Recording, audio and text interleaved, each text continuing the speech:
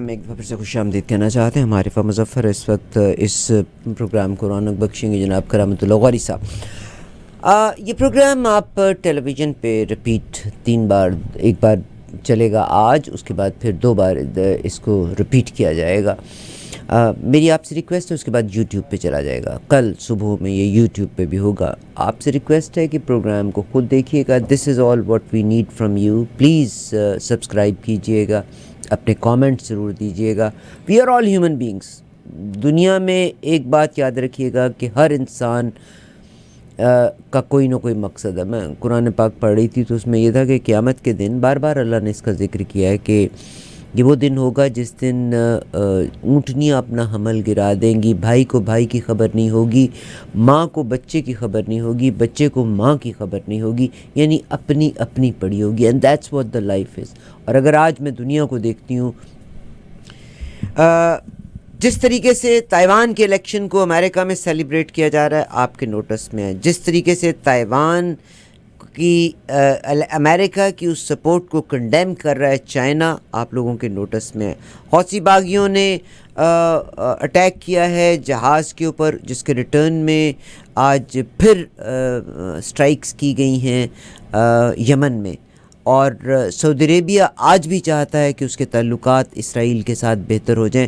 یقیناً شاید اس کی کوئی کنڈیشنز ہوں گی، مگر دے ڈیفینیٹلی وانٹ کہ یہ حالات بہتر ہوں. بہت سے لوگ جو دین کو نئے طریقے سے انٹرپریٹ کر رہے ہیں، I was listening this today, اور وہ انٹرویو تھا اور اس نے کہا کہ 606ویں صدی کو آپ آج سے تو نعوذ باللہ، جس میں دے وانٹڈ ٹو سے کہ profit piece be upon him کے زمانے کو، 6th سینچری کو آج آپ آج کی صدی سے تو کمپیئر نہیں کر سکتے. اور قرآن پاک میں جس طریقے سے بیان ہے لوگ اپنے لحاظ سے اس کو انٹرپریٹ کر رہے ہیں. It was a great interview جو میں نے سنا، مگر مجھے دکھ بھی ہوا اس کا. اینی ویز جناب، میں آپ سے یہ ریکویسٹ کر رہی تھی کہ please do subscribe us and give your feedback. جناب کرامت اللہ غوری صاحب ہمارے ساتھ تشریف فرمائیں. سر السلام علیکم. وعلیکم السلام. -23 degree centigrade feels like -23 degree centigrade. how do you feel? عادی ہو گئے، اب 23 برس ہو گئے تو -23 کے عادی ہو گئے. صحیح. مگر ایک بات یاد رکھیے گا، Canada is a great country from all around the world. میں آپ لوگوں سے کہتی ہوں کہ پراپر طریقے سے امیگریشن اپلائی کیجئے. Come to Canada, it's a great country. یہی تو میں بھی کہتا ہوں عارفہ. جب لوگ مجھ سے پوچھتے ہیں کہ آپ نے 36 برس کی سفارتی زندگی کے بعد کینیڈا میں بسنا کیوں پسند کیا، تو میں کہتا ہوں کہ دیکھو، یہ سوال تم نے بہت اچھا کیا ہے، کیونکہ مجھ سے زیادہ مستند انسان نہیں ہو سکتا تھا یہ فیصلہ کرنے کے لیے، جس نے پوری دنیا کا سفر کیا، پوری دنیا کے مختلف ممالک کو دیکھا، مختلف معاشرتوں کو پرکھا. اس کے بعد اس نے یہ فیصلہ کیا کہ آزاد فضا میں زندگی گزارنے کے لیے اس سے بہتر اور ملک کوئی نہیں ہے. کینیڈا سے بہتر اور کوئی کیونکہ یہاں روایات کا پاس بھی ہے اور جدیدیت بھی ہے. یہاں ہر طرح کی جمہوری آزادی ہے، انسانی حقوق کی پاسداری ہے، اور یہ وہ معاشرہ ہے جو لوگ جس کے خواب دیکھا کرتے ہیں، جس کا خواب ہم جیسے میں اپنے آپ کو دانشور تو نہیں کہتا، لیکن دانشوروں کا قبیلہ جس پاکستان کا خواب دیکھتا ہے، اور جس خواب کو پاکستان بنانے والے نے دیکھا تھا کہ پاکستان ایک اسلامی فلاحی ریاست ہوگی، تو فلاحی ریاست تو بن نہیں سکی. وہ تو اس کا قائد اعظم کے پاکستان کا ہم نے جو حشر کیا ہے وہ تو سب کو نظر آ رہا ہے. لیکن فلاحی ریاست اگر صحیح معنوں میں ہے تو وہ یہ ہے. پوری دنیا کا ہی بڑا حال ہے اس وقت. تو آپ امریکہ کی حالت دیکھ لیں تو کیا نظر آ رہی ہے، آپ سعودی عربیہ کی حالت دیکھ لیں. کل امریکہ میں ریپبلکن پارٹی کا پہلا آئیوا میں کنونشن ہونے والا ہے، جہاں وہ آئیوا سے شروعات ہوتی ہے امریکی صدارتی عمل کی.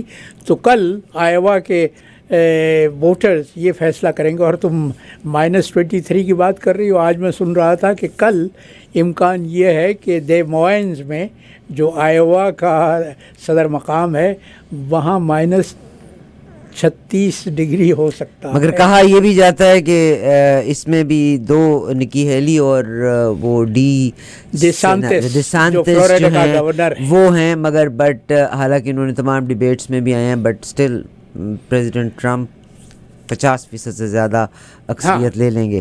لیٹس سی الیکشنز پوری دنیا میں ہونے کے ہیں. پاکستان کی جب میں صورتحال کا ذکر کرتی ہوں تو جیسا میں نے آج کے پروگرام میں کرامت بھائی آج یہ کہا تھا کہ دیر واز اے ٹائم کہ پاکستان پیپلز پارٹی کو زائل کرنے کے لیے MQM کا قیام وجود میں لایا گیا تھا. پھر اس کے بعد مسلم لیگ نون کے کو زائل کرنے کے لیے عمران خان صاحب نے 22 سال کی مشقت کاٹی, بلکہ اب تو 26 سال ہو گئے. مگر خاص سپورٹ دی گئی تھی پاکستان تحریک انصاف کو. انہوں نے تحریک لبیک پاکستان کو بھی اٹھانا چاہا تھا مگر اس کو اس طرح سے اٹھا نہیں پائے تھے.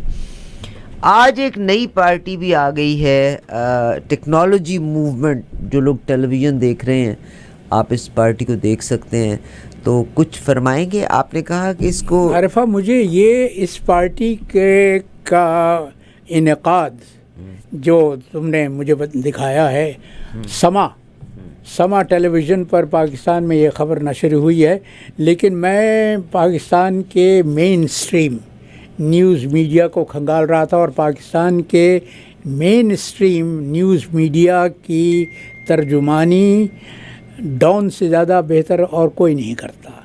تو ڈان کو تو میں نے پورا دیکھ لیا, وہاں تو مجھے اس نئی پارٹی کے انعقاد کا یا وجود کا کوئی اشارہ نہیں ملا. لیکن میں یہ سمجھ سکتا ہوں کہ اس پارٹی کو بنانے کی ضرورت کیوں محسوس ہوئی. صحیح.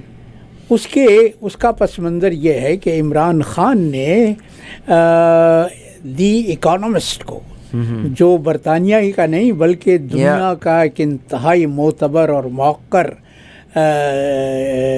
جرنل ہے, اس کو جب عمران خان جب اس نے 4 جنوری کے اپنے پہلے شمارے میں, اس سال کے پہلے شمارے میں ان کا ایک مستقل کالم ہے گیسٹ کالم, اس میں عمران خان کا کالم شائع کیا. اس کے بعد پاکستان کے حکومتی حلقوں میں اور پاکستان کے مقتدر حلقوں میں تہلکہ مچ گیا کہ عمران خان کو تو ہم نے جیل کی کوٹری میں بند کیا ہوا ہے, یہ وہاں سے کس طرح سے اس قابل ہوا کہ اکانومسٹ کو اپنا ایک کالم بھجوا سکے. لیکن ہمارے جو بادشاہ گر ہیں, کنگ میکر ہیں, ان کے ساتھ مسئلہ یہ ہے کہ وہ آج بھی وہیں پر جمے ہوئے ہیں جہاں 1971 میں تھے. اور میں نے پچھلے پروگرام میں جارج سانتایانا کا وہ قول دہرایا تھا کہ جو قوم اپنے ماضی کو یاد نہیں رکھتی وہ اس کو بار بار دہراتی رہتی ہے. اور دنیا کے 20ویں صدی کے سب سے بڑے سائنسداں آئنسٹائن نے یہ کہا تھا کہ پاگل پن کی سب سے معتبر علامت یہ ہے کہ تم ایک ہی تجربے کو بار بار کرتے رہو, بار بار دہراتے رہو اس توقع پر کہ اس بار نتیجہ مختلف ہوگا. تو ہم تو وہی جو ہمارے 1971 میں رویہ تھا کہ جب ہم نے ملک کی سب سے مقبول پارٹی کو اقتدار منتقل نہ کرنے کا فیصلہ کیا اور اس کے نتیجے میں آدھا پاکستان گنوا دیا. ہم آج بھی ہمارے مقتدر طبقے وہ طاقتور حلقے جن کے ہاتھ میں زمام کار ہے, جن کے ہاتھ میں زمام اقتدار ہے, جو بادشاہ گر ہیں, جو سیاست کو شطرنج کا کھیل سمجھتے ہیں کہ شطرنج کی بساط بچھی ہوئی ہے, ایک مہرے کو یہاں سے اٹھایا وہاں رکھ دیا, اس مہرے کو وہاں سے اٹھایا یہاں رکھ دیا. تو یہ کھیل کب تک جاری رہے گا بیوی؟ یہ کھیل نہیں چل سکتا. یہ کھیل چلے گا یا پاکستان چلے گا. بہت شکریہ آپ نے 71 کا ذکر کیا. مجھے لگتا ہے ہم تمام میں جو بر صغیر پاک و ہند میں ہیں سب کا ہی مورل ویک ہے, مورل فائبر ویک ہے. ٹھیک ہے, میں بنگلہ دیش کے جناب مجیب الرحمان صاحب جیل کاٹنے کے بعد جب یہاں سے جاتے ہیں, بھٹو صاحب ان کو ملتے ہیں, رخصت ہوتے ہیں انگلینڈ سے, انڈیا کے اعلیٰ لوگ لے کر کے ان کو جاتے ہیں, کہتے ہیں اندرا گاندھی صاحبہ اور ہائی کمان ان کو وہاں ریسیو کرنے کے لیے موجود تھی, توپوں کی سلامی بھی دی, انہوں نے بھی ایڈریس کیا, انہوں نے بھی کیا, but ultimately he was the founder of Bangladesh. Mujib ur Rahman was the founder of Bangladesh. مگر he was assassinated in 1970 and assassinated by the army. وہ ہلاک کرنے والے کون تھے؟ وہی فوج تھی جس کے افسران کی تربیت پاکستان میں ہوئی تھی. اس کے بعد لیکن بنگلہ دیش نے اس روایت کو قائم نہیں رکھا.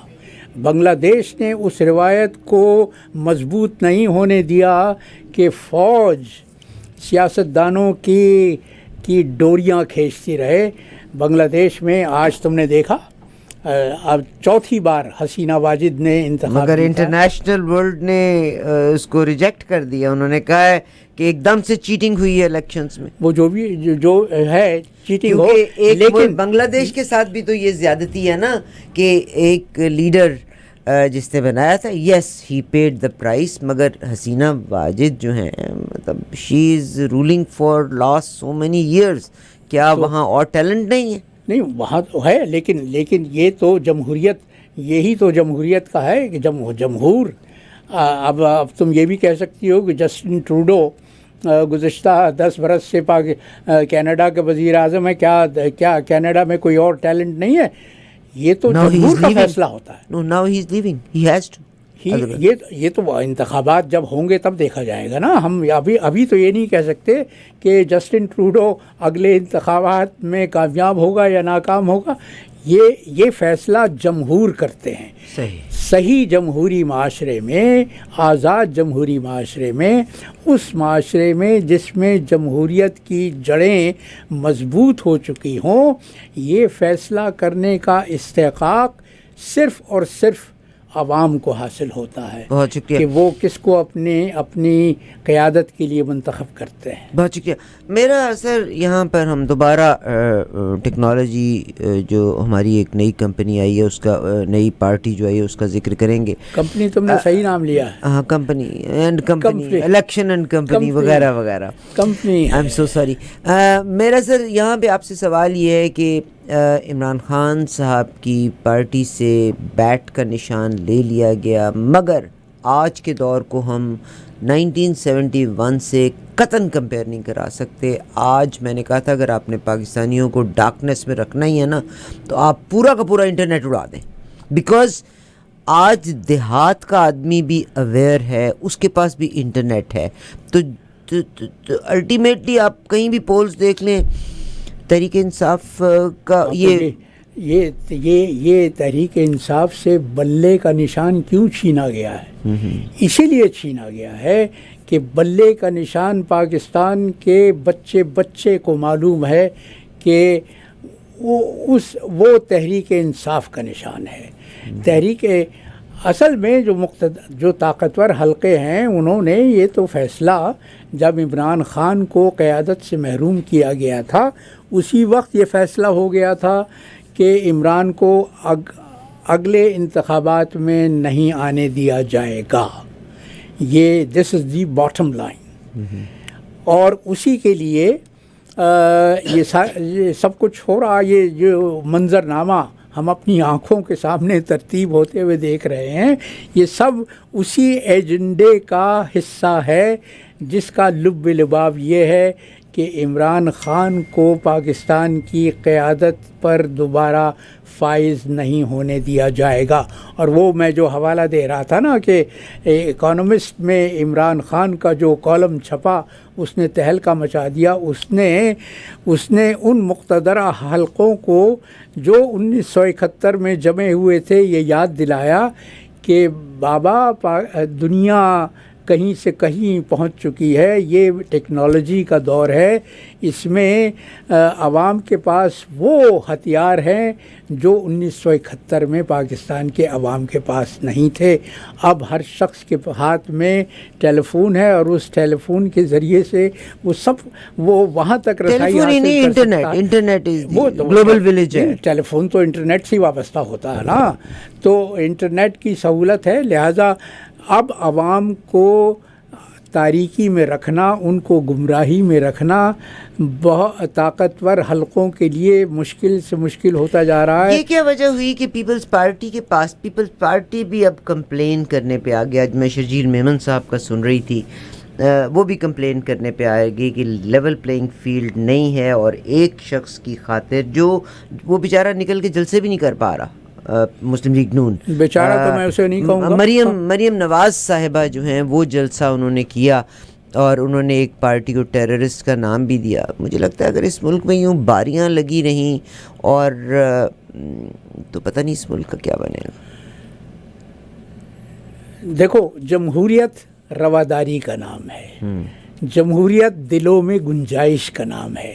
جمہوریت مخالف کی بات سننے اور اس کو برداشت کرنے کا نام ہے. لیکن پاکستان کی بدنصیبی یہ ہے کہ پاکستان میں تہذیبی طور پر تو جاگیرداری کلچر ہے. اور جاگیرداری کلچر، میں بار بار کہتا ہوں کہ جاگیرداری کلچر میں مخالف کو دشمن سمجھا جاتا ہے. اور اس کے لیے پھر دو ہی حربے ہیں، یا تو اس دشمن کو خرید لو یا مروا دو. اگر وہ نہیں بکتا تو پھر اس کو مروا دو. تو یہی حربے بار بار آزمائے جاتے ہیں، اور انہی کے نتیجے میں پاکستان آج اس قعر مذلت میں گرا ہوا ہے جہاں حکومت کے ہاتھ میں کاسۂ گدائی ہے. وہ دنیا بھر سے بھیک مانگتی پھرتی ہے. ایک ایسے ملک میں جس کو قدرت نے ہر طرح کے وسائل سے مالا مال کیا ہے، ایک ایسے ملک میں جس کے افرادی قوت بیدار ہے. پاکستانی انفرادی طور پر دنیا کے کسی بھی علاقے میں چلا جائے وہ اپنے لیے مقام بنا لیتا ہے، وہ اپنے لیے جگہ بنا لیتا ہے. لیکن کیا وجہ ہے کہ ایک قوم کے طور پر، ایک ملت کے طور پر ہم اس بری طرح سے ناکام ہیں کہ اب جنوبی ایشیا میں، اس خطے میں جہاں ہمارا وجود ہے، وہاں بھی اب ہم سب سے پسماندہ ملک ہو گئے ہیں. سوچنے کی بات ہے نا، سوچنے کی بات ہے کہ یہ سب کچھ کی. سر، آپ جس مرتبے پہ رہے، ہماری خوش بختی ہے کہ آپ ہمارے ساتھ تشریف لاتے ہیں. آپ ظاہر ہے پاکستان کو آپ نے ریپرزینٹ کیا. جب آپ کا دور تھا، اتنا عرصہ آپ نے کیا، تو آپ نے پاکستان کے پولیٹیشنز میں جب گریڈ پائی تھی اور اپنے ذاتی مقاصد کے لیے خریدتے اور بیچتے ہوئے دیکھا تھا، تو کیا اس دور میں آپ نے چیک کیا تھا یا آواز لگائی تھی، اٹھائی تھی؟ نہیں، دیکھو، بیوروکریسی کا کام آواز اٹھانا نہیں ہوتا. بیوروکریٹ کا فریضہ یہ ہوتا ہے کہ حکومت وقت جو بھی پالیسی بنائے اس پالیسی کو امپلیمنٹ کرنا، اس کو رائج کرنا، یہ بیوروکریسی کی تعریف ہے، یہی فریضہ ہے. اور انگریز نے جو ہمارے ہاں جو بیوروکریسی کا نظام ہے وہ تو ہم نے انگریزوں سے لیا ہے نا. انگریز نے بیوروکریسی بنائی تھی اس توجیہ پر کہ حکومت چاہے جو کوئی بھی ہو، حکومت کسی بھی پارٹی کی ہو، بیوروکریٹس کو پولیٹیسائز نہیں ہونا چاہیے. پاکستان کی سر، میں یہی سوال آپ سے کرنے لگی تھی کہ عمران خان صاحب کے 3.5 سال کے دورانیے میں سب سے بڑی شکست ان کو بیوروکریسی نے دی ہے. اس لیے کہ عمران نے بیوروکریسی کو بدلنے کی کوئی کوشش نہیں کی. اسی بیوروکریسی سے کام چلانا چاہا جو نواز شریف اور زرداری کے ادوار میں پوری طرح سے پولیٹیسائز ہو چکی تھی. مجھ جیسے بیوروکریٹ کا جس نے 36 برس بیوروکریسی میں گزارے ہیں، میرا رونا تو یہی ہے. ابھی بھی سب سے بڑا رونا یہ ہے کہ ہمارے دور تک بیوروکریسی پولیٹیسائز نہیں ہوئی تھی. Now it is completely politicized. اب تو بیوروکریٹس کے 2 سیٹس بن چکے ہیں. ایک سیٹ پی پی پی کے بیوروکریٹس کا ہے, ایک سیٹ نواز شریف کے بیوروکریٹس کا ہے. جو جس پارٹی کی حکومت ہوتی ہے اس کے من پسند بیوروکریٹس اقتدار میں آ جاتے ہیں. انہی کے ذریعے سے پھر وہ منمانی کرتے ہیں, وہ سب کچھ امپلیمنٹ کرتے ہیں جو ان کے ایجنڈا میں شامل ہوتا ہے.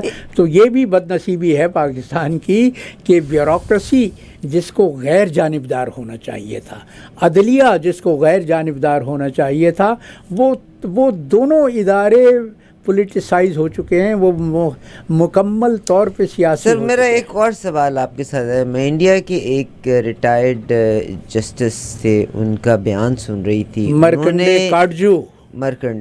انہوں نے اتنے گھٹیا لفظ استعمال کیے قاضی فائز عیسیٰ کے لحاظ کے لیے کہ آئی واز سرپرائزڈ کہ قاضی فائز عیسیٰ, انہوں نے کہا کہ وہ جج کا کام ہے دلائل کو سننا, نہ کہ قطع کلامی کرنا اور انٹرفیئر کرنا. اور انہوں نے کہا کہ میں نے پوری کی پوری وہ گفتگو اور وہ کورٹ کا کیس دیکھا. قاضی فائز عیسیٰ نام آپ دیکھیے گا, کیا وجہ ہے کہ انہوں نے وکیلوں کو بات نہیں کرنے دیتے تھے اور وہ انٹرپٹ کرتے تھے؟ کیا ڈز ہی نو کہ واٹ ہز ڈیوٹیز؟ نہیں, جسٹس کارجو نے جو کچھ کہا ٹھیک ہے, انہوں نے سخت الفاظ بہت سخت الفاظ کیے, لیکن جو فائز عیسیٰ نے کیا ہے اس کے پس منظر میں کارجو نے جو بھی الفاظ استعمال کیے میں ان سے 100% متفق ہوں. جو فیصلہ کیا ہے جو قاضی فائز عیسیٰ نے, وہ تو لگتا یہ ہے کہ وہ پہلے سے یہ طے کر چکے تھے کہ تحریک انصاف سے بلے کا نشان ان کو چھین لینا ہے. وہ انٹرفیئر بھی کرتے رہے, انہوں نے وکیلوں کو بولنے بھی نہیں دیا. پروسیڈنگز میں نے بھی دیکھی تھی, میں نے اپنی رات کی نیند خراب کی, میں نے بھی دیکھی, وہ دیکھی تھی. وہ کسی کو بولنے نہیں دے رہے تھے, جبکہ جج کا کام یہ نہیں ہے انٹرفیئر نہیں کر کہ وہ وکیل کو بات نہ کرنے دے. وہ تو مستقل ٹوک رہے تھے, وہ مستقل لقمے دے رہے تھے, اور یہ اس شخص کی طرف سے ہو رہا تھا جو پاکستان میں عدلیہ کے سب سے بڑے منصب پر فائز ہے. میں کہتا ہوں شرمناک رویہ تھا, ڈوب مرنا چاہیے ایسے رویے کے چیف جسٹس کو. اس پر مجھے یاد آتا ہے کہ وہ ہم سابق سفراء کا ایک گروہ ہے, ایک گروپ ہے جو حالات حاضرہ پر اپنا دل جلاتا رہتا ہے. اب اس عمر میں دل جلانے کے علاوہ اور کام بھی کیا ہے ہمارے پاس. لیکن بلوچستان سے تعلق رکھنے والے میرے ایک سابقہ ساتھی نے فائز عیسیٰ کے اسکول کے پرنسپل کی وہ رپورٹ تلاش کر لی جس میں پرنسپل نے اس طالب علم کے متعلق لکھا تھا اور اس کے والدین سے کہا تھا کہ اس بات کو بہت سنجیدگی سے لیا جائے کہ آپ کا بچہ انتہائی منتقم مزاج کا ہے اور اس کو بات پر غصہ آ جاتا ہے.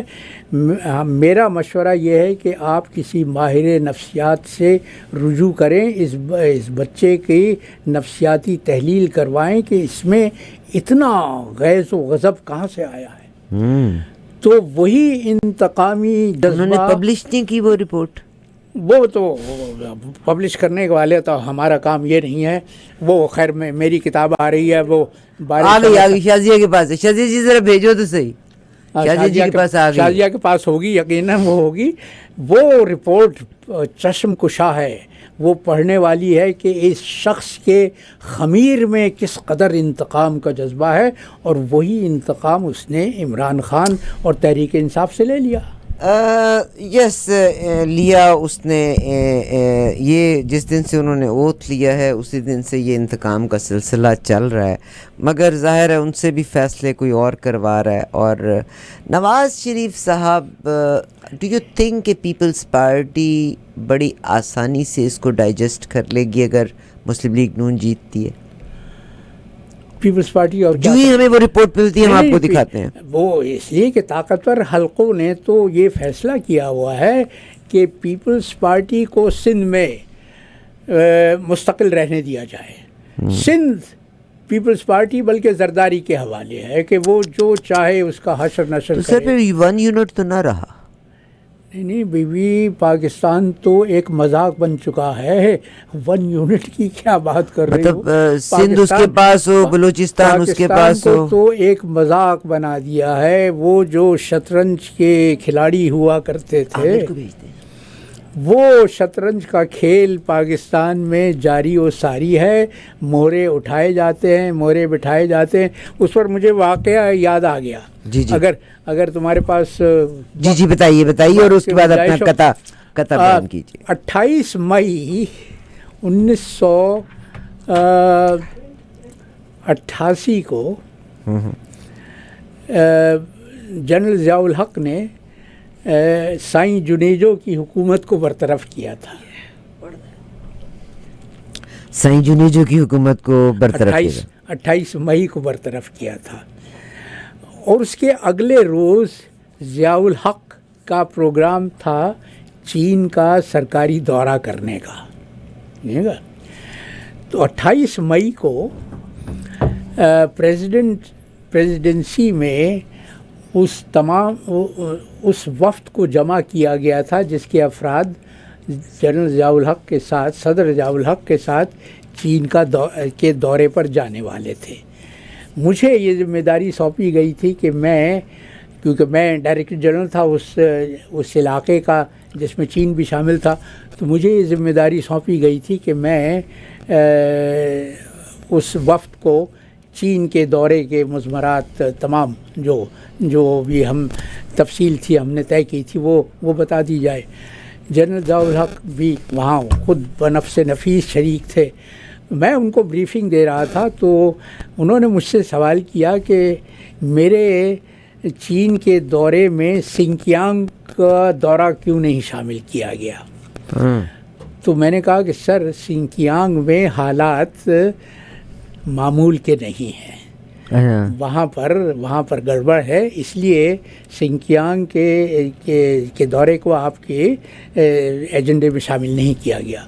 تو انہوں نے برجستہ مجھ سے پوچھا کہ کیا سنکیانگ میں بھی MQM بن گئی ہے؟